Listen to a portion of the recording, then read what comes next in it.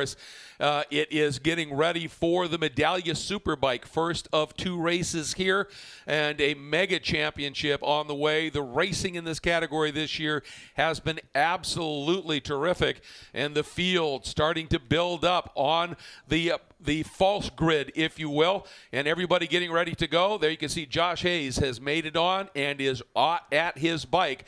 So we are ready to go, and that means it's time for a brief opening ceremonies and something very special with that. It is my absolute pleasure for the national anthem to please ask everybody to rise and remove your cover as Pastor Mark and his wife Dawn Miracle give us the national anthem. And today we would like to dedicate this national anthem to Scott Bridie and his whole family. Oh, say, can you see by the dawn's early light what so proudly we hailed at the twilight's last gleaming, whose broad stripes and bright stars through the perilous fight o'er the ramparts we watched were so gallantly streaming, and the rocket's red glare, the bombs bursting in air, gave proof through the night that our flag was still there.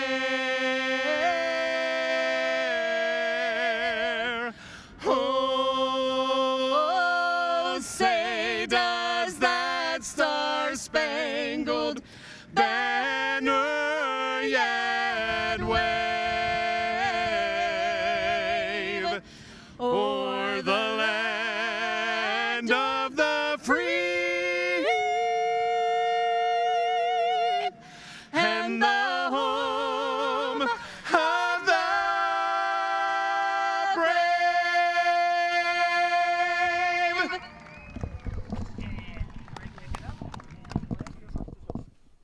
As always, absolutely stunning job that Mark and Dawn do on our national anthem. Very, very special stuff indeed.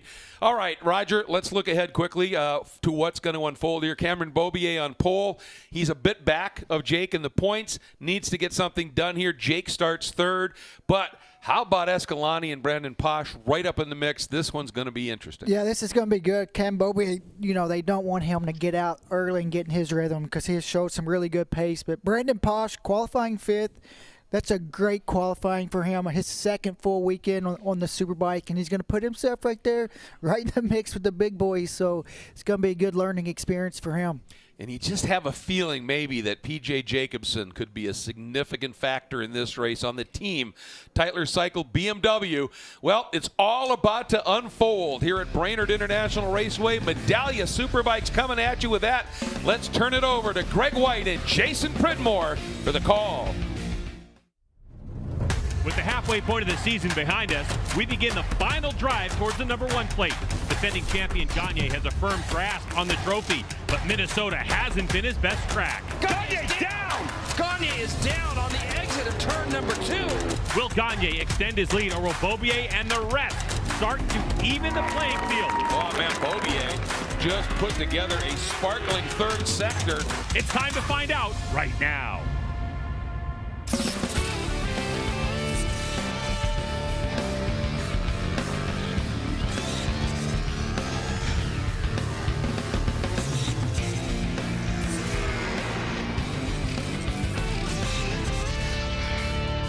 It's time for the MotoAmerica AMA FIM North American Road Race Championship, our 6th round for 2023. This round is MotoAmerica Superbikes at Brainerd. From right here in Minnesota, from the famed Brainerd International Raceway, Medallia Superbike race number 1 is coming up.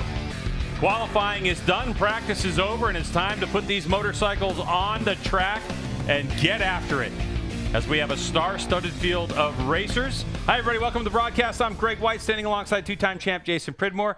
Now, Jason, while we were away after WeatherTech Raceway Laguna Seca, the biggest news in Medallia Superbike has to be the fact that Cameron Peterson is not going to be racing the rest of the season. Yeah, it's been a tumultuous year for him, unfortunately, and it's just been riddled with a little bit of bad luck, both in races. We've seen bikes break in testing. He's had a couple slide-offs. Had a big one, obviously, at testing in Barber, and that was really the one that I think undid him with the wrist injury that he has, and we're all bummed to not have Cameron here. Yeah, for Cameron Peterson, he's been a race winner in Medallia Superbike over the years, and he was really excited to get his opportunity last year to race for the Fresh and Lean Progressive Yamaha team.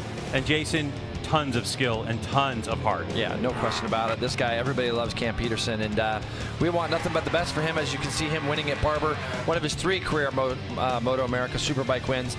This guy's got a lot of heart, a lot of fight, but it just came a time where he just had to get this wrist injury fixed, and so he's not going to be with us for the rest of the year, unfortunately, although I hope we're going to get to see him at the track. His statement, unfortunately, this is not news I want to give everyone, but it's time for me to get this wrist work on. I tried to fight through the pain and get to the end of the season with some decent results, but it's at this point now that there's pain. It's affecting my riding results and in everyday life. I can't thank the team enough for being so understanding, but I know now after the surgery, I'm going to be able to come back stronger and do my job, and that is to win races. I'll be back stronger than ever. Now, Jason, of course, with this is very interesting because obviously we know that he has a contract up at the end of the season.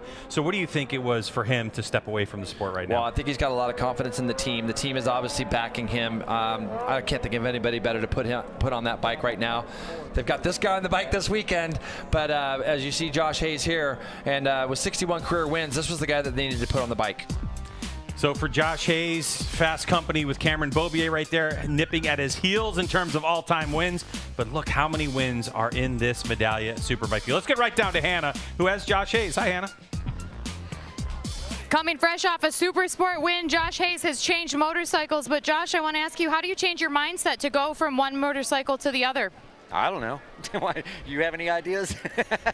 It's funny. No, I got out on this thing, you know, for 10 years of my career. I did it this way, where I rode 2 bikes, and so on the warm-up lap, everything, you know, you listen to the engine, you know when to shift gears, and you know, it is a bit different than the other bike, and so it's just a matter of remembering brake markers. If I do that, then everything else falls into place pretty good. So the big thing on this bike, I think, is after just doing 16 and now turn around doing 18 laps back-to-back, will be to try to find some rhythm and keep my intensity, and, you know, not grip the bars and feel like this on the Superbike. And so if I can kind of find a smooth rhythm, this morning I was able to roll around at a pretty decent pace. And so, I mean, it sounds silly to say, maybe the second half will be kind of my half. You know, I got to figure out a few things in the beginning, and yeah, I'm looking forward to it.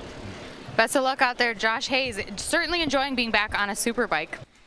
Yeah, but you know, this isn't olden times where everybody's racing 2 classes, but he's doing it. Yeah, what I want you to pay attention to here is on the Superbike, you can see he sits in the bike a little bit more than he does on the R6. You also see his inside left foot is going to be a little bit different position. But the thing I want you to pay attention to more than anything here is the transition from this left to the right. On the Superbike, that body's going to get transitioned a little bit quicker. This is the same place on the track, turns 4 and 5. He's already starting to get that bike transitioned, and you can see on the Superbike, things are just happening a little bit quicker. The front end's coming up off the ground. He's got some electronics to help him through, and on the 600, talking with him, he basically is just wringing the neck out of that thing. And I think being able to ride both bikes on a weekend, you can see the posture and everything is essentially exactly the same. He's got a very classic kind of riding style in the sense that there's not a lot of extra movements. I remember a time when Josh Hayes would hardly even get off a motorcycle at all. So those are the differences that you'll see. And you know, he's proven successful on the 600. Let's see what he can do on Superbike.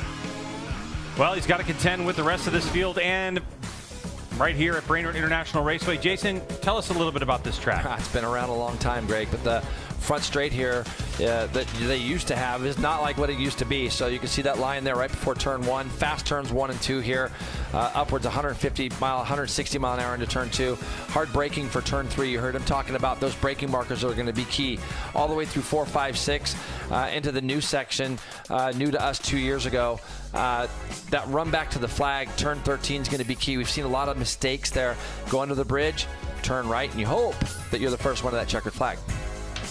All right, well, we are just 4 minutes away from a race start. This guy right here, Corey Alexander, hoping to pay back his team for that incident from yesterday. That was a total yard sale. What is he going to have for us today?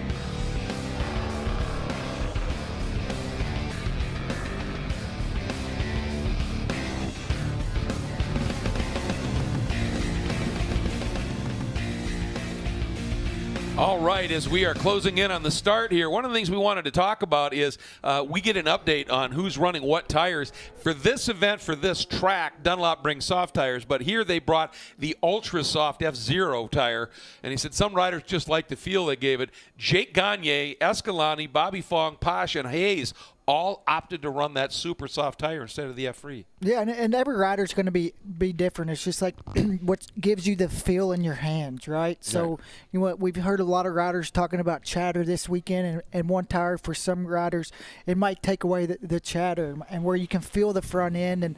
And then also, you know, tire wear is not really a big problem here, but if it was, the softer tire would probably be better early in the front and not as good as at the end. But it's all about those fast turns 1 and 2.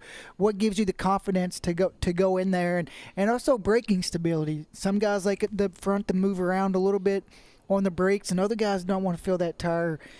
You can kind of feel it squish a little bit, and you get the little stiffer option that kind of takes it away. But all in all, it's all about what gives you the confidence to trail brake in these corners the best. So to get really technical, you're saying squish is okay, squirm not so much. Yeah. Well, each rider wants a different feel, so that's what you got to figure out. Well, it's going to be a fascinating race, and we're talking about it into the second half of the season now.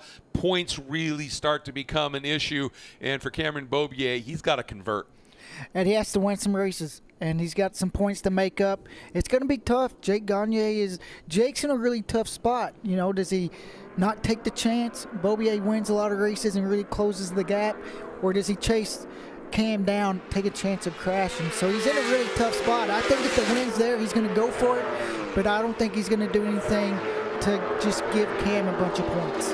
Right. Yeah, exactly. I think he's going to be a little bit cautious here. And as I said, P.J. Jacobson, that bike just looks really stable, and he's got some serious speed in it as well.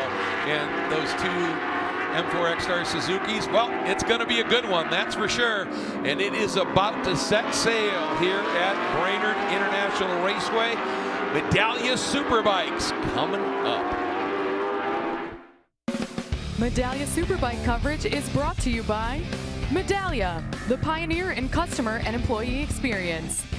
By Dunlop, the official tire of the MotoAmerica Championship Series. And by Geico Motorcycle. Visit geico.com to see how easy covering your ride can be. Back at Brainerd International Raceway, Medallia Superbike race number 1, getting ready to get underway. As riders on the warm-up laps, let's get to the starting grid. Jason Pridmore, take a look at this because it's your boy Beaubier on the It is. Then P.J. Jacobson, tremendous effort from him and Gagne. Skoltz, how about a shout-out for Brandon Posh, 7/10 down.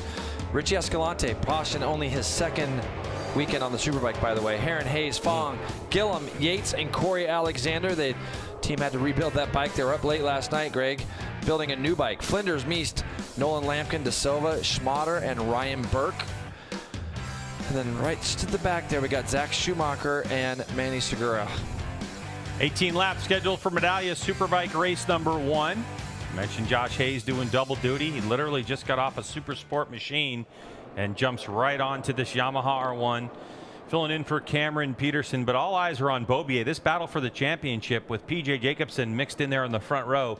This could get really interesting, Jay, because if you look at the point spread between Cameron Beaubier and Jake Gagne, as well as Josh Heron right there, you're only talking 34 between Gagne and Beaubier and 39 between Gagne and Heron. And this isn't like I can finish second the rest of the year and win this championship. And I think here, you got to remember, the right side of the track where Beaubier is starting, that is not where people ride at all. So I think that Gagne actually has a pretty good spot here on the outside where people have been riding. The track's going to be cleaner.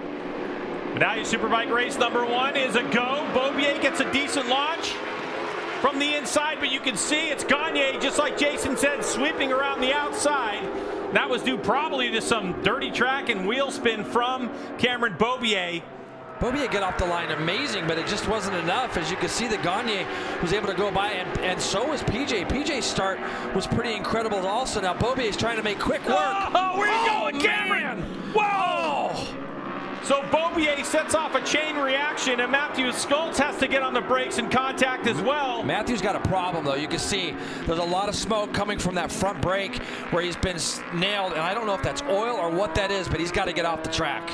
Yeah, he's definitely got to get off the track. He sees it now, so there might have been something in that incident. I'm trying to look at the rear tire. The rear tire looked really shiny to me. Oh, it's just puking stuff. So yeah. There's going to be fluid all over the racetrack. You can see that R1 is expired. He got nailed. The red flag is already out. So I could see in the cameras when he went off into the grass that that there was oil all over that rear tire. Yeah, so the red flag is out. What a break for Beaubier. Yeah, big break for Beaubier.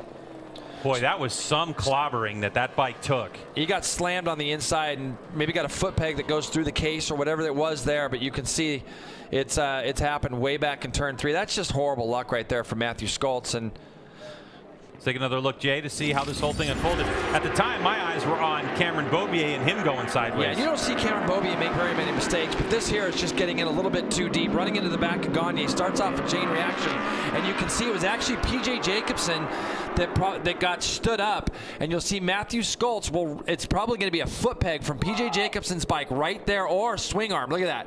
Goes right into the front of the motor of Schultz, and then right now, as soon as he turns, I could see the shine on that rear tire. Yeah, it's already smoking right there just after the impact. So there was some type of a puncture, and it looked like quite possibly, Jay, you're correct, the back of the swing arm. Really hard to see, but all right, so that's red flag conditions. When we come back, we're going to get this whole situation sorted out for you. So hang tight. Medallia Superbike race number 1. Hectic from the beginning.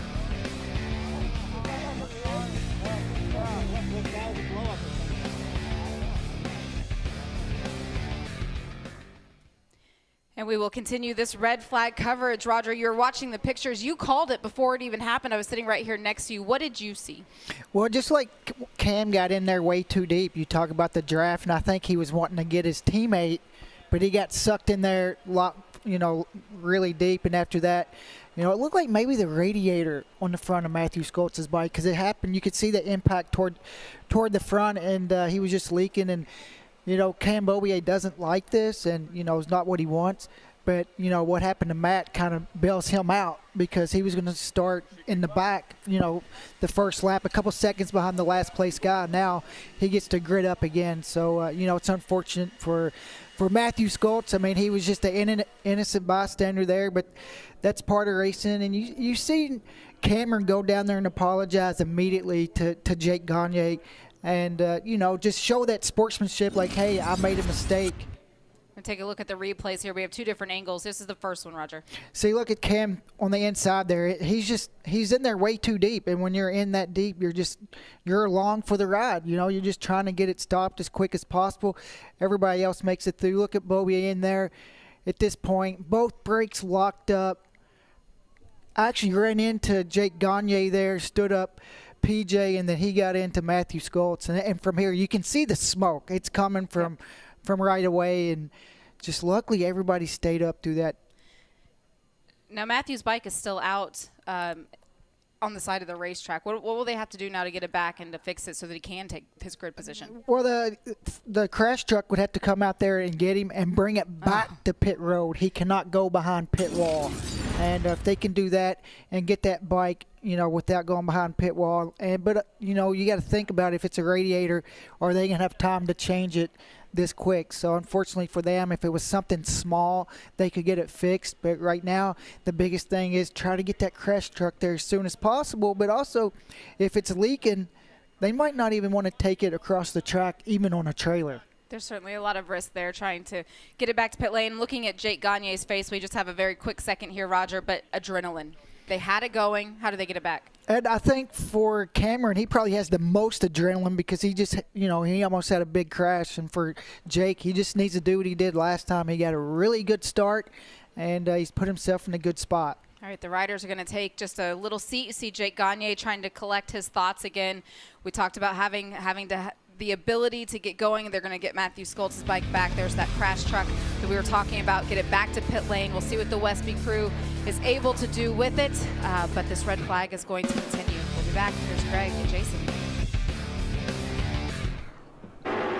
Welcome back to Brainerd International, looking at replays of why this red flag happened. Jason Pridmore, you can see Cambobier right there, tags the back of Jake Gagne off the start, and that started the chain reaction. That could have been so much worse than it was. You could see when I saw Cam going down the inside like this, I knew he was looking for room to get that bike slowed down. He tags the back of Gagne, which then starts off a chain reaction. PJ reacted. Skoltz was to the outside. Now at this point, Matthew doesn't realize the damage that had been done. Now before this video that you see here, the first thing that Matthew did was try to make the corner workers aware that there was a huge problem.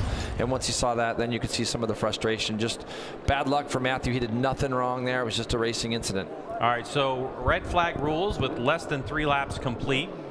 Original grid, all riders may restart if they're medically fit. So unfortunately for the Westby bike, it's sitting there on the crash truck. Hannah, what do you got? Well, for Cameron Beaubier, he made it out of that incident pretty unscathed. He's sitting here ready to go back out. Bike seems to be okay, but Cam, there's a lot to unpack with that incident. Tell us what happened. Yeah, I got a pretty bad jump off the line.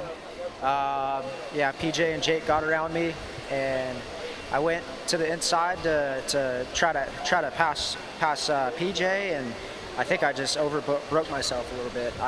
Man, I'm so happy that Jake and I stayed up after that one. It was pretty scary, and yeah, so line up and definitely break a little earlier this time. I saw you walk over and talk to Jake Gagne. What were you guys talking about? What did you have to say to him? I just told him sorry because I got in a little hot, and but yeah, I'm super happy he stayed up and myself too. So yeah, re-rack and see how it goes. This will be your first race here that you've ever done since, you know, the last 2 seasons we raced here. You were not with us. You don't really have an idea of what to expect, but what are you hoping for? Man, we've had really good pace all weekend so far. Those guys have been giving us a really good, PJ and myself, a really good bike. The BMW is really working well around here, and yeah, I think it should be interesting. I know Jake's got some really good pace as well. So yeah, we'll see. Just want to get going and kind of see how it unfolds. Cameron Beaubier eager to get back on the bike, guys. Oh yeah, I'm sure he is, and at least he's got to start under his belt now to really understand what it's like to start here at BIR. For this rider, Jay, that was probably a bit of a shock as he was just running his pace, and next thing you know, yeah, but you see the respect that these guys. You see the respect that these guys have for each other, and you know, for Gagne, he was just tipping into turn 3, and you know, look, Beaubier just said it straight. He's like, I just made a mistake. I outbroke myself a little bit going in there, and it's just a shame for Matthew. And you see how much oil there was on the track.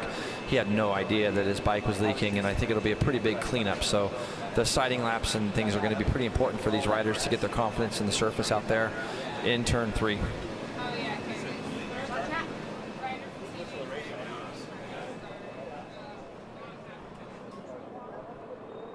All right, so it looks like there's cleanup, and this is kind of an idea of where the oil is laid down on the track, as the excellent crew here is hard at work, and so is Hannah.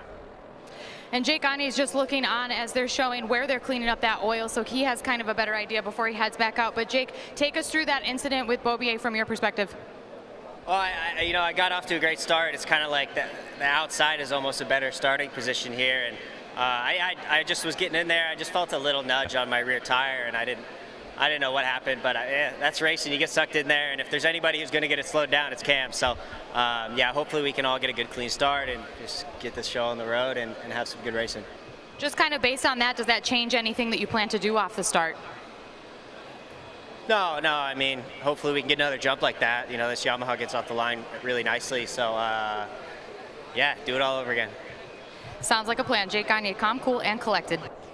Yeah, and Jay, we talked about really the positioning on the racetrack, and what you'd alluded to is pole position is in a spot where on the regular motorcycles aren't going through that part of the racetrack, and so it becomes a little bit dirty and doesn't have as much grip as the grid position that Jake Gagne was in too. And so, as ironic as it might sound, qualifying in the 3rd place position gives Gagne just a slight advantage just from a traction standpoint from the word go. Yeah, absolutely. And you can see these two, PJ and Matthew, talking to each other. But yeah, back to your point, it was great because Josh Hayes was talking to us a little bit earlier, and he actually brought that up to me because I remember a couple years ago, Gagne started from pole, and if you remember, the bike spun up really bad on him and was going sideways on him at the start.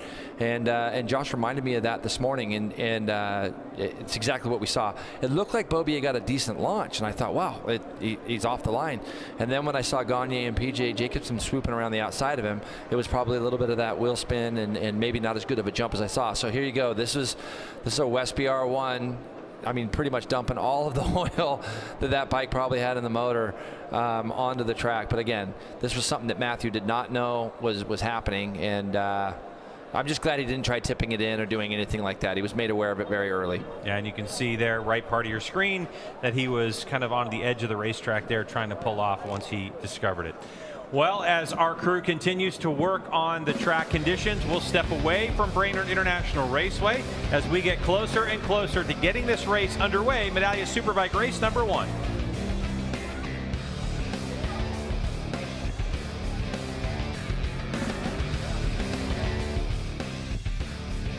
Well, after the incident in Mission King of the Baggers qualifying, the oil cleanup crew here has had a lot of experience out there, and they're getting this one done. Jamie, thanks so much for jumping in for a minute here. But what a somewhat chaotic start to a really crucial race here. And what's your thought right now, Roger, in terms of, all right, what happens on this restart? Well, I think you just got to, if you got a good start, you're going to try to do the exact same thing again. Or if you got a bad start, you're going to try to figure out while you're sitting there, what did I do wrong? What could I do better? And, I guess for like Cam Beaubier making that mistake, all the other riders, I think, will be a little bit aware now going into turn 3 on that first lap that you can get sucked in with that draft. Yeah, and it's so strong around here, obviously, that that plays an absolutely huge role. And I think, though, Jamie, it also shows coming in, as we've been talking about, starting the second half of the season, that Cameron Beaubier understands, he's got to get some points. He's got to make up some ground on Jake.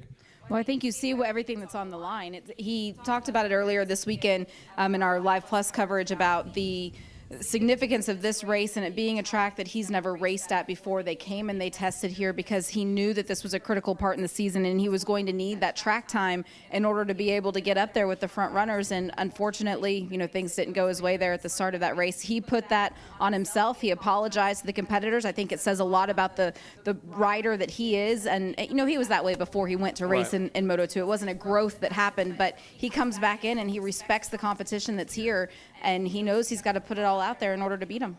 Yeah, there's not a person in this paddock that ever has questioned that Cam Beaubier isn't just a great person in general, for sure. And mistakes happen. You're riding at this level. You're in a championship battle, and Roger, you've been there.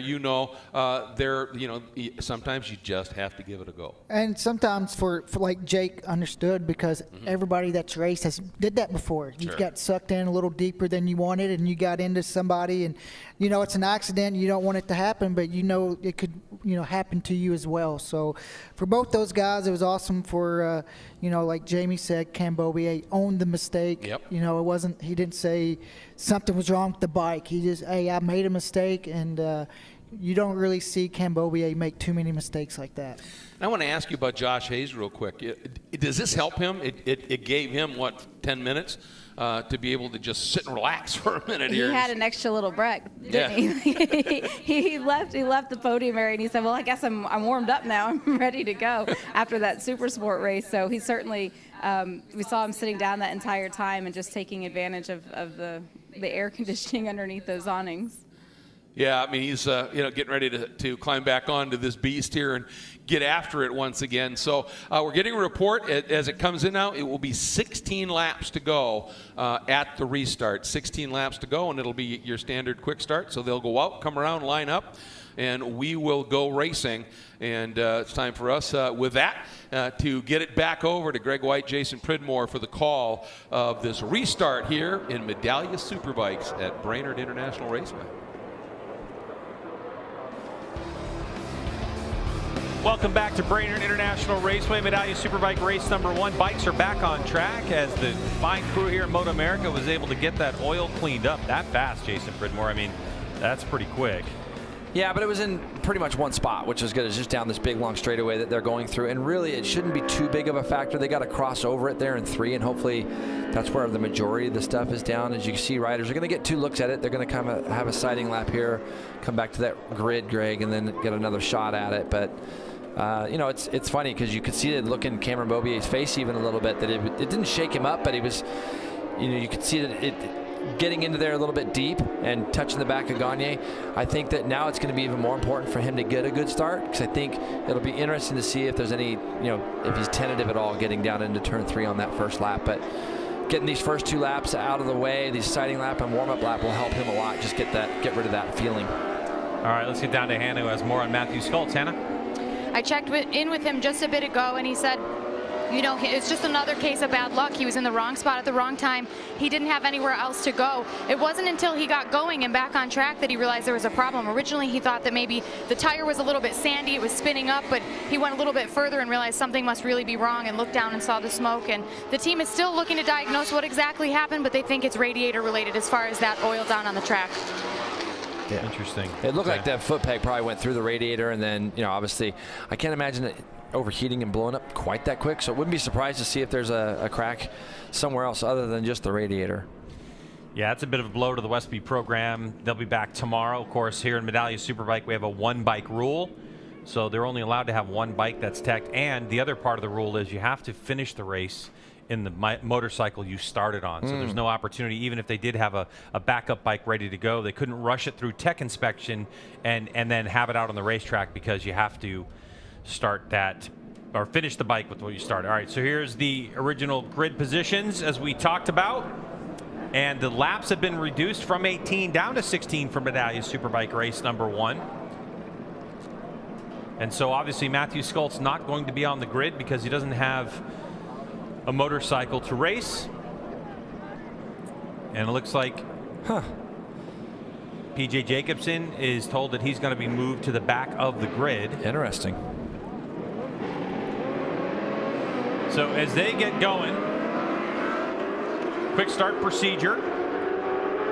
Tell us a little bit about that, JP. Yeah, quick start is just what it is, Greg. We saw them go out for their sighting lap. They came around, got with a crew member. Crew member then put them in their respective positions, and now they're out on their warm-up lap. So yeah, I'm a little confused by this. I'm sure you're probably going to ring in and tell me what's going on with the PJ Jacobsen thing at some point, but I'm not really sure or understanding why he would get put to the back of the grid yet.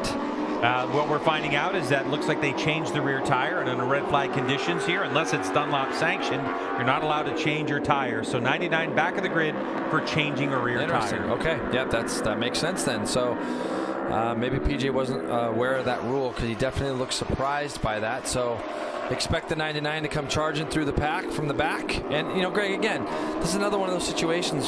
PJ is capable of winning these races, and you know, it's a bummer now that we're gonna have to see him come from the back of the grid, because you know, the guy every weekend, it seems like, is always able to put that 1-lap race pace in and get better as the weekend kind of goes. And for sure, I would have put him on a podium potential today, but now that's going to be made a little bit more difficult coming from the back. Okay, so now what we're hearing is further investigation about the rear tire change, confirming that there was no tire change. So PJ will be moved to his original grid position second. I wouldn't think that they would I wouldn't think that the Tyler's guys would make a tire change unless there was an actual problem with the tire. Yeah, like if there was like oil on the side or something like that, but he wasn't involved. Yeah. Dunlop and MotoAmerica would have got more involved on that, so it looks like they're gonna, that's great. I'm glad for PJ that he's gonna get to take his original grid spot. Yeah, and so the officials are waving him on, saying that he is okay to start in his original grid position. So there goes the 99 Tytler's bike. It's his second year on this BMW M1000RR as PJ continues to get quicker and quicker over time. And of course, front row, second place on the grid after qualifying at a 1:31.0. So it's Cam Beaubier, PJ Jacobsen, and Jake Gagne on the front row. Matthew Skoltz not there in P4. Then Brandon Posh on the Vision Wheel M4 X-Star Suzuki next to his teammate Richie Escalante, Josh Herron, Josh Hayes, and Bobby Fong, your first 3 rows. Here we go, the restart. Lights off, we're going. So clutches are out. Beaubier with another good launch, but look at Jake Gagne sweep around the outside. And there's P.J. Jacobson again. And how about Herron? Here comes that Ducati on the outside as well, Greg. Looks like he's going to slot himself into fourth. Was going to, but Brandon Posh goes up underneath Herron inside of turn 2. Look at that pink helmet on the inside. That's the 96 of Brandon Posh. There goes Posh, and no, around the outside goes Josh Herron.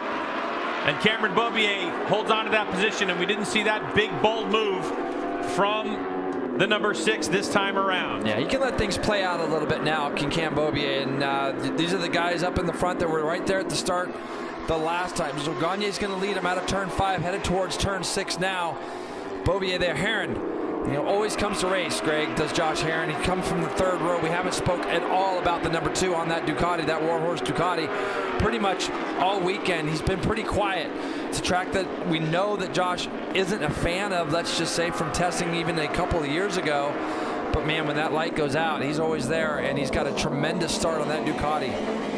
It's easiest for us to forget that Herron, who's on that Warhorse HSBK Racing Ducati, is in the first season on that team. And this is a unique racetrack in terms of how flat it is. And so that team trying to find a good setup for Herron, they continue to work. And right now it's paying dividends. PJ goes wide. Yeah, so PJ Jacobson trying to hold off the advancements of his teammates. He just got into that turn a little bit too deep, but it was able to get it turned and back underneath him. Also, Josh Hayes has moved up, Greg. He's up to 6, so keep an eye on the number 4 trying to go forward. There he is in the bottom of your screen. He wants to try to chase down these 5 leaders.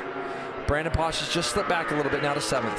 Cameron Beaubier's got to be feeling the urgency right now. He's got to get around his teammate if he's got any shot at Jake Gagne, because even though Gagne's already spinning up the tire early, or Lucas Oil helicopter shot from overhead, he's still in command of this race. Look at that thing get off the corner too. That R1 shoots out of turn 3, but he had the thing sideways in turn 2. And I think the only worry there, Greg, is we're on the first of 15 laps. And for that bike to be as sideways as it was there, going to be flat out in 5th gear, I believe, is what they are through that corner right now. They kind of get in there, they roll off the throttle just a little bit to get the bike to turn. They get down to the curbing, and they're right back in full gas again. And Hannah, the 99, P.J. Jacobson, looking awfully strong right now. He is, and we've seen flashes of brilliance from P.J. Jacobson on this bike throughout the season. He's really starting to come into his own and get a lot more comfortable. He likes the layout here especially. Not a lot of the riders say this is their favorite track. And after some changes overnight, he felt even better today. His goal overall is to really not lose touch with the leaders. And while we're only 2 laps in, he's certainly maintaining distance from Jake here. But he said he's got podium pace. The question is, will he have race win pace? Well, yeah, and really what we've seen from the 99, though, in part of the program, that's the hiccup, is the latter part of the race, Jay, where he starts to lose a little bit of traction. So at the beginning of the race, we know PJ can be strong. Gagne goes 1:31.503. Wow. Yeah, that's the first flying lap for him. So a 31.5 for Gagne, setting the pace. 31.563 by PJ, and a 31.6 by Cameron Beaubier. Is Cam going to be? He's not quite close enough, or is he? Yeah, he's not quite close enough to look at doing anything with PJ. And Cam's going to see that Gagne's not just getting away. 31.5. Oh, Beaubier! Man. Unbelievable! That's a big one. Almost saved it in the middle of the racetrack, and it was their contact with his bike with another rider. It was so close. So Cameron Beaubier. Wow. And there's yellow flags out there, Greg, but these guys just got to get their heads up. When you see a yellow flag, you got to get your head around the corner because you know something big has happened up front. But for Beaubier, he gets himself off the track, and Gagne almost gets so close to the edge when he goes there into turns 7 and 8. But, man, I'm so glad to see that nobody collected Beaubier there. And the corner workers are going to be going out there trying to get that incident cleaned up before the leader gets there. But PJ has closed the gap. PJ Jacobson, number 99, has closed the gap on Jake Gagne with no idea what's gone on behind him. And it's all eyes forward in Medallia Superbike race number 1. 14 laps to go currently in this one. There's a look at Josh Hayes. I was just getting ready to say that Beaubier is not going to be too worried because PJ's running 31.5 as well, Greg. Same lap time on the last lap by. So I was thinking that Beaubier was going to be able to kind of hang, let these guys go away. As you see Gagne get a big wobble between turns 1 and 2. Now let's take another look. Beaubier's in behind PJ here. That bike starts going sideways awful early, and it's going to spin him up, and then it's going to hinge itself, Greg, and throw him up off the high side, and that's a crash that we don't get to see very often anymore. And now he's laying in the middle of the racetrack. Good for Posh, Fong, all these guys get their bikes in a spot there where they see him, and a couple of riders even had their hands up. Hayes almost collected that motorcycle. Yeah, almost back there. Wow, that was a big one. And you can see also, see all the fiberglass that was already on the ground? That's his hands or something going up through the windscreen. That's why you saw so much glass already on the track. And this is where Gagne gets ever so close to the edge of that racetrack every lap. A good job by the corner workers here at BIR to get that incident taken care of before the leaders came through, as we continue on with racing. As PJ Jacobson on the tailpipe, 99. Number 1, Jake Gagne, trying to hold him off. And back behind him, riders continue to set their personal best splits. As Richie Escalante in 4th place, trying to get around Josh Herron and set sail towards these two. And it really threw a couple people back, Greg, because I saw Josh Hayes, who was up there. Posh was behind him by about 2 seconds before that incident. So Posh now up to 5th, Hayes 6th, Bobby Fong 7th. Yeah, it looked there for a moment initially at the initial crash that Hayes made a contact. Here goes PJ. Thought he had a notion. Our Lucas Oil helicopter shots. Man, out of that turn 1 to turn 2, the BMW accelerates so well with PJ on it, and it looks like Gagne's got that bike in knots as it exits turn 1. But for PJ right now, he's there, isn't he? I mean, now he can just kind of pick and choose his place of where he thinks he would like to try to make a pass, and then see if he can make it stick. Of course, PJ Jacobson looking for his first Medallia Superbike race win. This would be something else, as we have Cameron Beaubier, Jake Gagne, Skoltz, Hayes, Herron, and Fong, all race winners in this class. Competed at the beginning of this race, obviously Beaubier out. And the other thing you got to remember too is, right now Gagne probably doesn't know that Beaubier's out unless it's been put on his board. PJ is going to see his board say +2 or +3 and wonder what's been going on behind him. So neither one of these two guys at the front are probably going to know that Beaubier is actually out of this race. So Beaubier tried to put the pressure from the championship perspective onto Jake Gagne. He didn't want to give him too much room, but a huge mistake and on the ground. And so in terms of that championship point, now all eyes turn to Josh Herron right now, because Josh Herron, who's in 3rd place, is the closest in the championship, still circulating around the racetrack. There's the number 2 going by with Escalante just behind him. And there is Superbike rookie Brandon Potts, who showed up just a race ago at WeatherTech Raceway Laguna Seca. And he's in a fierce battle with Josh Hayes, who's filling in for Cameron Peterson, gone for the rest of the season on that fresh and lean progressive Yamaha. Left part of your screen from the Lucas Oil helicopter is your race lead. And here is the battle between Posh Hayes and Bobby Fong as Hayes goes up the inside. That is the battle for 5th place. Yeah, and we really haven't said enough about Brandon Posh. I think M4 XR Suzuki have found a guy here who's young, and he's willing to learn, and he's worked hard to get to this position. And I think for him to put that bike 5th on the grid, it was pretty impressive at Brainerd. And look at Bobby Fong and Hayden Gillum just behind that. These three guys here, but Bobby Fong also doing a really good job here, running 7th on that wrench R1. We saw Dave Anthony on that bike earlier. It's an attack bike from, I believe, last year. I think it's Jake Gagne's bike from last year. So Dave Anthony, now riding Super Sport, elected to put Bobby Fong on that motorcycle. And Bobby, this is probably the best run that we've seen from him. But for Brandon Posh right now, he's getting a little bit of chance to learn a little bit from Josh Hayes. And I think that if he can kind of stay in that number 4's wheel tracks, he's going to learn a lot. So as you see PJ Jacobson on the left hand of your screen, still gnawing at the back of Jake Gagne. Totally different views of the leaders too, with the way their motorcycles work. And you can see Gagne coming out of some of the slower corners, launching the front wheel for a moment. PJ's bike seems more in line on that left part of your screen. Here we go. There's the number 1 and the 99. So PJ choosing at the moment to run the same pace, but they went personal best split in sector number 2 3 sectors ago, Jason. So they're still pushing really hard. 31.5s for both these riders as their fastest lap of the race. Last time by going 31.9. So only 0.4 of a second slower than their best. And the guy that qualified on the 3rd row of the grid that we hadn't talked about, that we were starting to, is Josh Herron. He actually was quicker than them a lap ago. This last time by, he did lose 0.2 to the leaders, but Herron trying to get away from Escalante. Escalante still searching for that first Superbike podium. So a lot of race laps, still 10 laps to go. I have also seen Corey Alexander in and out of the pits. And of course, Josh Herrin on a 7-podium streak at the moment. There he is, number 2 on that Warhorse HSBK Racing Ducati entry. He's won a race this year already and was so excited about it at Road America. The rider who's been in and out of this class for the last couple seasons, of course, a national champion back in 2013, is Josh Herrin, Hannah. And Josh made some huge changes to the bike this morning, or his team did rather. He's looking to get more comfortable overall on the bike, and he's finally feeling a bit better, but now he has his work cut out for him starting from 7. He feels the most consistent in Sector 4. He's really strong under hard braking, but he's not as confident pushing in Sector 1. There's some bumps there that leave room for error, and he doesn't want to take any unnecessary risk.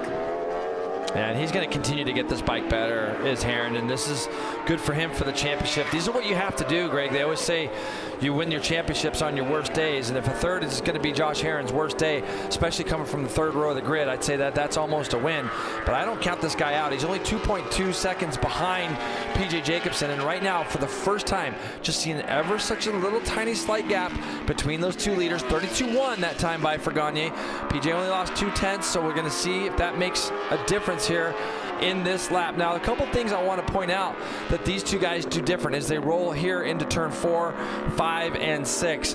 When they come out of these S's, they're going to take a quick run down to turn 7 and 8, where we've seen Gagne make that mistake a couple of years ago, Greg. Well, if you watch what these 2 guys do, when they get to this big right carousel turn, the R1 actually gets back to first gear real early, and man, is he close to the grass again. Scares me every time. But here, that Yamaha gets itself down into first gear. Now, if you watch PJ just behind, you're going to see he's going to backshift right about there. So Gagne is able to run 1 gear all the way around that corner and keep that bike at a high momentum with a lot of RPM. When he rolls the throttle off, the bike just turns. For PJ, it's going to be a little bit more technical. For anybody on a street bike that's ever tried to shift their bikes, sometimes get that false neutral upright, to get that bike at full lean angle and go from 2nd to first gear takes a lot of trust. Yeah, it certainly does. And of course, there was a rule change this year for Medallia Superbike as we have more. The teams are allowed. Rider has to choose at the beginning of the season a transmission that you don't actually have a neutral in first gear if you choose it. We know that Jake Gagne runs that, so basically there's a lever that activates the transmission, and he goes 1st through 6th without that neutral in the middle like your normal street bike, and that makes it a little bit easier too to maintain that RPM and that gear, as you don't have to worry about going from 1st to 2nd. But the race up front continues. You can see Gagne.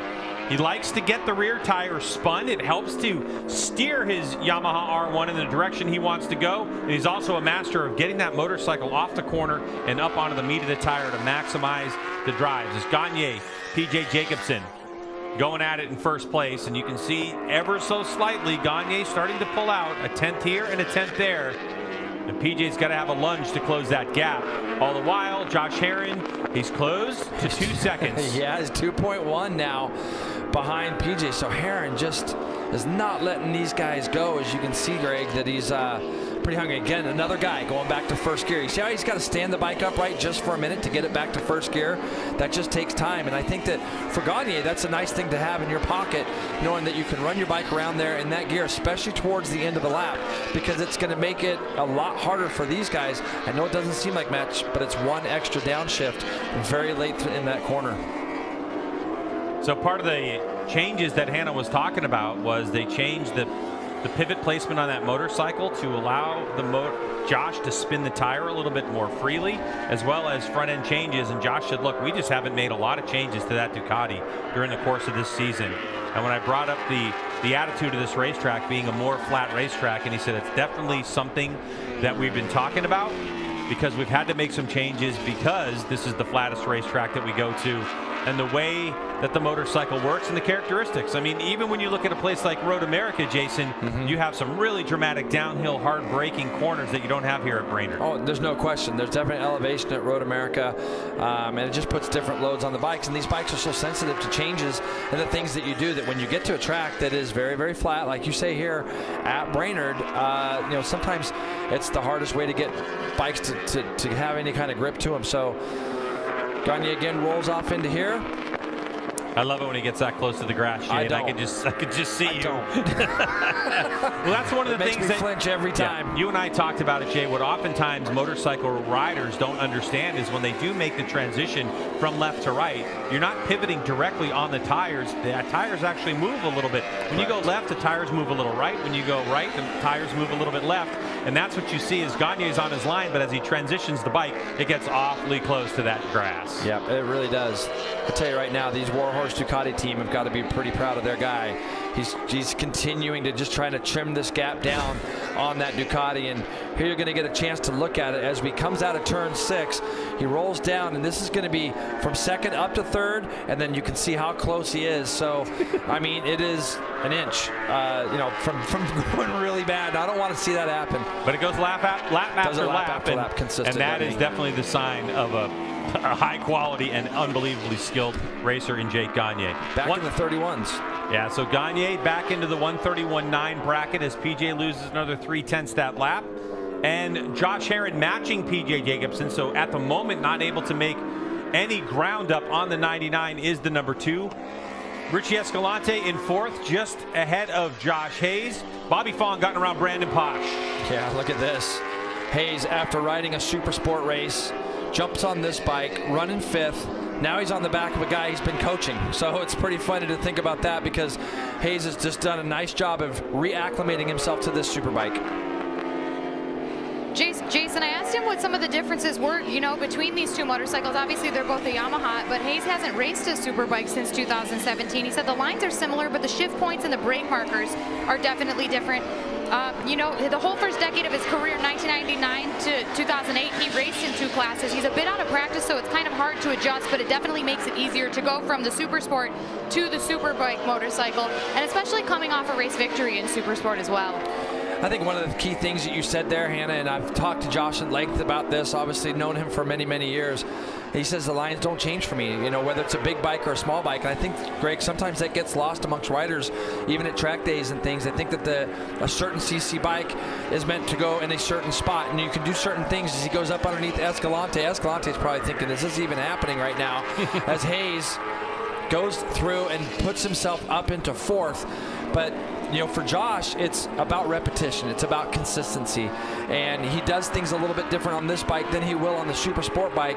But the line choices and things like that aren't going to change that much for him. Yeah, the electronics are totally different on the Superbike, and talking to Josh Hayes and how they work, and there's reactive and predictive traction control that's mixed in amongst the Fresheline Progressive Yamaha. And Hayes has had some experience, you know, on this motorcycle. Jay, of course, he did a session at MotoAmerica earlier this season. Plus, was it over this winter or the winter before where you, Jason Pridmore, and Josh Hayes both got a day on this very motorcycle? Yeah. Was that? It's two Decembers ago. 2 Decembers ago. Yeah, and I was already begging Richard Stamboli last night. I saw him out eating dinner. I want to do that again. That was a lot of fun for me, and it was a lot of fun for Josh and I. We sat on the phone for like 2 hours talking about that day, but I just want to bring something up. Fastest guy on the track that last lap, this guy right here. 31.9 for Josh Hayes that last time through.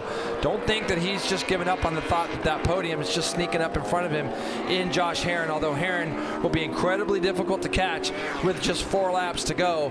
Josh comes through this time at a 32.1, so he knocked 2/10. He's 2.8 behind Herron right now. But I'll tell you what this is doing for Hayes. This is gathering data. This is getting him more and more laps under race pace and race conditions. And this is going to give him a lot of confidence going into tomorrow. There's still a couple of races left in this season for Medallia Superbike. 3 to be precise: Pit Race, Coda, and Jersey. And we don't know what the future holds for Josh Hayes, filling in for Cameron Peterson, who is out the rest of the season. But that data could be very important if he gets to race more races this season. But PJ Jacobsen not giving up on Jake Gagne as he goes a couple tenths of a second quicker on the last lap by. It's up to Gagne to answer out front as we continue to watch the 4, who was in 4th place, Escalante in 5th. And here's Bobby Fong, who's doing a ton of stuff this weekend, Jason. Of course, he's racing Mission King of the Baggers, but he also works for Day and Easy. He's race support, so if you're supported by Day and Easy and you have you need gloves, you need boots, you know, your leathers, whatever you need, Bobby Fong's working under a canopy as well. He is a busy rider. Yeah, and you know, for Bobby, I think this is by far the best we've seen him on this motorcycle. He took over the reins of this bike at the Ridge, had a little bit of bad luck up there, then he went to Laguna, kind of the same thing, had an accident there in turn 6. But Bobby Fong is a Superbike winner. We've seen that in the past, and of course he's a champion. We've seen him win championships in our series as well. He'll just continue to try to make this bike better and better and more suited for him. So Bobby Fong, who won those races in 2020, not too far away. And then here's Hayden Gillum. So the 69, Hayden Gillum having a good run as Posh continues to fade. So it's Posh behind him. So the 69 on the Disrupt Racing GSXR 1000. And Hayden Gillum also a busy boy racing in Mission King of the Baggers. Racing stock 1000, King of the Baggers, and Superbike. Yeah. I mean, 3 in a weekend is a lot of work. So he's got 6 races all together, and he still has another one today, as he's already done the stock 1000 race. So he's still got another one left over this afternoon. This motorcycle and this team continue to develop that motorcycle in the direction they want to go. So it's not like they went to the Vision Wheel M4 X-Star Suzuki team and said, give us what you got, we're going to do our own thing. And it's been quite successful for Hayden Gillum and Disrupt Racing as they continue to develop this motorcycle, add bits and pieces and a lot of knowledge and data to it as well. Left part of your screen is your race leader, Gagne, and you can see that Yamaha R1 coming off the corner. And Jay's still there, though, isn't he? He's still there. It's kind of stabilized at about a half a second. So you have to wonder what PJ Jacobsen has for these last 2.5 laps, as that's about what we have race distance. You got to admire what Brandon Posh has done, the 96, who just went through the screen on the right part of your screen, starting 5th and continuing to learn on that full-blown Suzuki factory effort. Moving back to Ashton Yates, the number 22. Of course, you know his dad, Aaron, raced here. That's the Aftercare Shivey Racing BMW. That's an S1000RR. One of the biggest things you'll notice with Corey Alexander, who goes up the inside, going sideways, trying to get around him, runs out of racetrack. Ashton gets him back. But you can see the arrow on the front of that bike. So the 22 is on the S1000RR, and the bike behind him, Corey Alexander, on the Tytler cycle machine. That's the M1000RR. Both motorcycles available to purchase. Both still in the arsenal. Of course, the M1000RR, you can see the arrow difference. That arrow on the front of the bike. So these two having a good go. And for Corey, even though he had qualifying this morning, he was in and out of the pits. Obviously, that bike built overnight so that he's able to make the race today. And for Corey, this is just going to be a matter of getting laps. He is a lap down, Greg. So it's Jake Gagne out front. Again, with the half a second gap to PJ Jacobsen. Now PJ, he's put the pressure on Gagne all race long. Now we throw in a little bit different of a scenario. Lap traffic coming up. I think they're going to get, I think it's Zach Schumacher, it is. It is Zach, yeah. They're going to end up getting him in a decent spot, I think, after they come out of this left into this next right. Both riders should be able to sneak by Zach down this little straightaway here, probably getting the blue flag as well. Let's see. He does. Good man, Zach. Just moves over the way. And you can see the white and the blue flags now, Greg, as we're on our last lap. There goes Heron through. There goes Hayes. So still Hayes operating in 4th spot, 32 flat. Again, he was quicker than all the leaders in front of him. So Jake Gagne out front. Now the hammer goes down.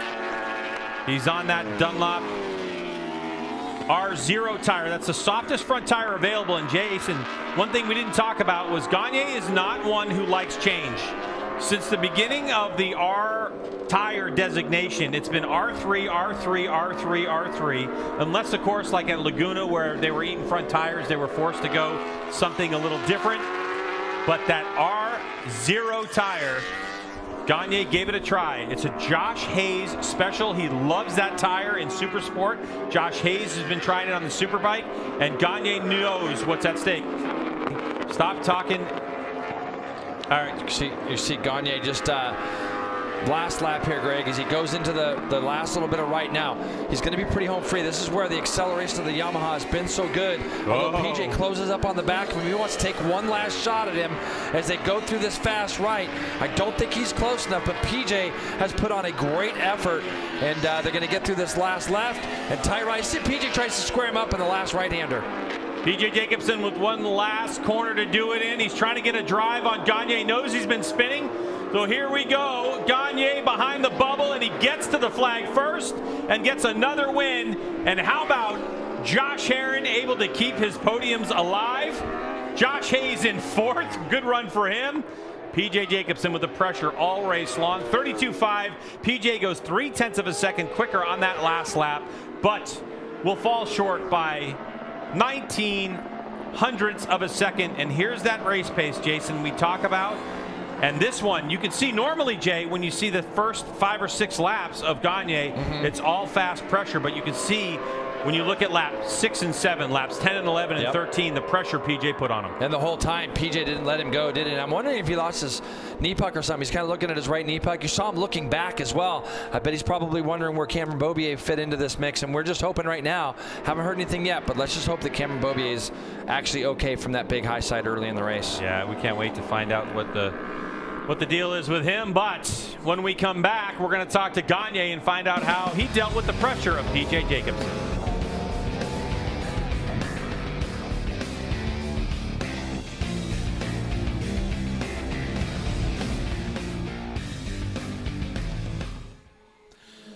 And as Jake Gagne continues on his victory lap here, just a great ride. But we had talked about it a little bit here before the race, that we just had a feeling that PJ was just dialed in to this track and that bike.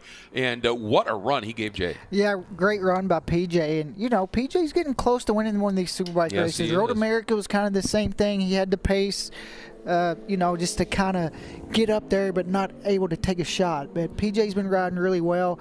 If you go back to Laguna, he was one of the fastest the first day, and then he had that crash in the second qualifier, totaled his bike, and it kind of put him back a little bit. But then he comes here and he's fast again all day Friday, this morning, and in that race right there, he was applying the pressure to Jake, and he got close. Those last two corners, he was on about another bike length, and I think he would have tried to put it up the inside of Jake there in that last right-hander. Yeah, I mean, he was 0.3 quicker on that last lap.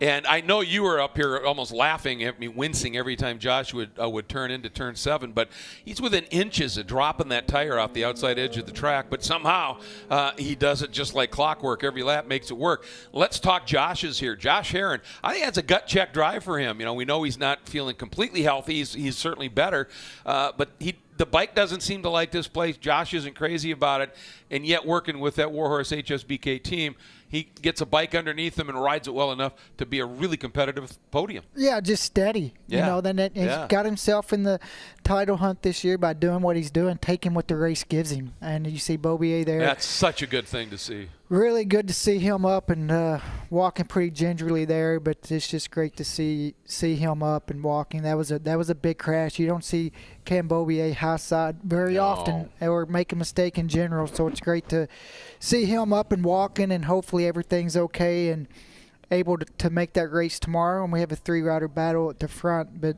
you know, back to Josh Herron is just kind of using that experience he's got. And, you know, he knew he had a third-place bike. He didn't ride over the top to try to catch the 2 guys in front of him, kind of manage that gap behind him, and gets another podium. We've seen the results this weekend. He's struggled a little bit, and to come away with the podium is a good bounce back. I think so. And how about Josh Hayes? I mean, you know, wins that Supersport race. That's the record, but wins that Supersport race. He's 48 years old, has to turn around, jump onto that Superbike, and then ends up near the end of the race, one of the quickest guys on the track, ends up in 4th. I mean, just another remarkable performance by the Evergreen Hayes. And under 6 seconds from the victory. Yeah. And it wasn't like, you know, Jake had a big lead in the last 2 or 3 laps. He backed off a little bit. He was pushed all the way to the end. So for Josh Hayes, he was coming. He had to come through the pack, and he was, like you said, he was one of the quickest guys there toward the end. And great ride by him. Absolutely. Richie Escalante, another top 5. He's probably getting a little tired of those, would like a podium. Hayden Gillum, I thought, backing up what he did in the Steel Commander Stock 1000 class with that dominant win. Really good ride on that sort of hybrid Superbike there up into 7th. And let's give a shout out, Gabriel De Silva and Nolan Lampkin dueling again. Ending out winning the Superbike Cup was Gabriel De Silva in the 71 Steel Commander bike. Margin of victory there, 51 thousandths of a second over Nolan Lampkin. Those guys just find each other on the track, and it is absurdly close and absolutely great fun. So that's how it plays out. But in the end, this guy gets himself another win, and with the number 6 of Cameron Beaubier having his off, it's a big point swing here for Jake Gagne. And for Cam Beaubier, where he went off is an awfully fast part of that track. So good to see him up and walking across the track. So we're going to get it back over and hear from our podium contenders.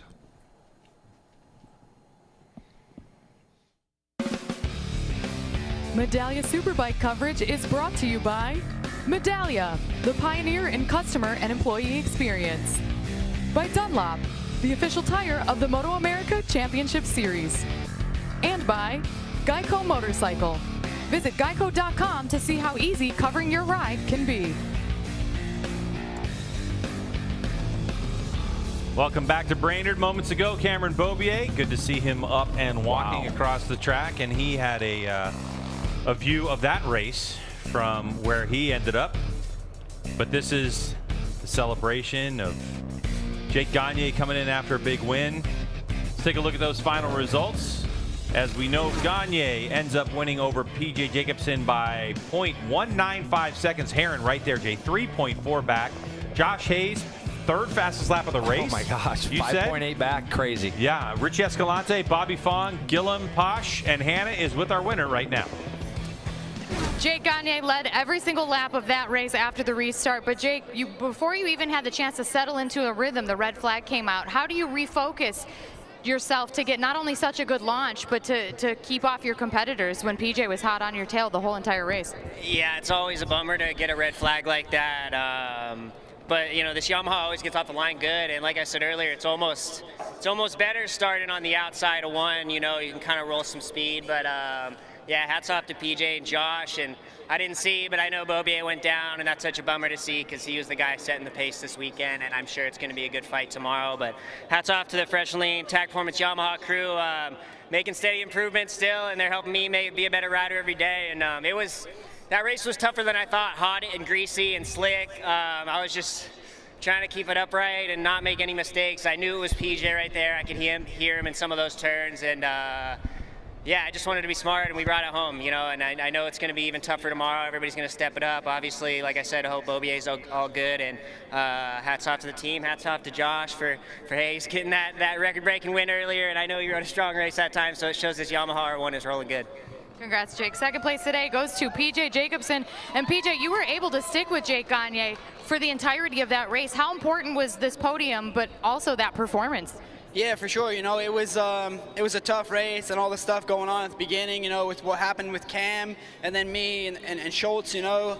I had a problem, and I had no grip after that, like, crash incident and everything, so I was kind of freaking out. And, yeah, it was good. We kind of got our stuff together and got my head back in order. And, yeah, it was a tough fight with Jake. You know, I think at the beginning I should have tried to make a pass and stuff when I had more grip, but then once we had the same grip level, it was kind of hard to pass him. I'd catch him in certain sections, and then he'd pull away. So it's just a bummer what happened to my teammate, because he would have been there the whole time. And yeah, we'll just move on and get ready for race 2 tomorrow. I just want to thank my whole team, Tyler Cycle Racing team, Michael Kiley.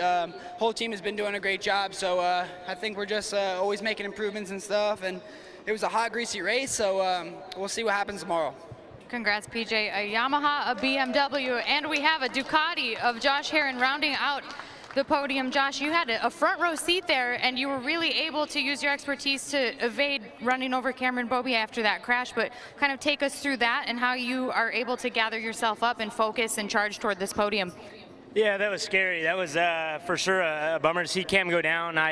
I think I lost like 2 or 3 seconds right there when that happened. So it was so difficult to try to claw those guys back up. I just didn't have it today. But the boys made a huge improvement on the V4R today. I felt really strong. I just didn't have it for them there at the end. But I want to give a huge shout out to the whole Warhorse HSBK Racing team. Thank you to Devont. Everybody that supports us. I had this 1995 Freddie Spencer replica right here for my boy Ferracci, and he wasn't able to make it out this weekend. So I got the newspaper article from when he won the Italian Championship on the back, and then the favorite saying right there for him. So this is for you, Ferracci. Hopefully we can get it further up on the podium tomorrow. But thanks to the huge crowd at Brainerd for coming out. This place is amazing. I have so much fun just hanging out with the crowd here, and yeah, hopefully we can get a better day tomorrow. Very cool to have someone like Geraldo Ferracci in your corner. Josh Herron rounding out your podium, guys. Absolute legend in Geraldo Ferracci. Yeah, no question. It's cool to see him pay homage to that, and I think he's going to be a big problem for these guys tomorrow after what I saw today. 48 points back now is Josh Herron. 59 points back is Cameron Beaubier, so that was a big hit in the points from him, and you can see rounding out the top 5, Escalante and PJ does a nice job today. He's top 5 in the points. Only 8 races remain in the season for Medallia's Superbike, and of course, Gagne and his crew are going to definitely do some math to find out how this championship is going to pan out. Well, that certainly was a wild one here. Medallia Superbike race number 1. We get to do it again with Medallia Superbike race number 2 from Brainerd. There's the time. For Hannah and Jason, I'm Greg. Thanks so much for checking it out. We know Cameron Beaubier is going to be licking his wounds and back in action tomorrow. We can't wait to check that out with you. We'll see you then. PJ! Good fucking ride, man. I thought we had something for you today. Great ride. What happened to Cam?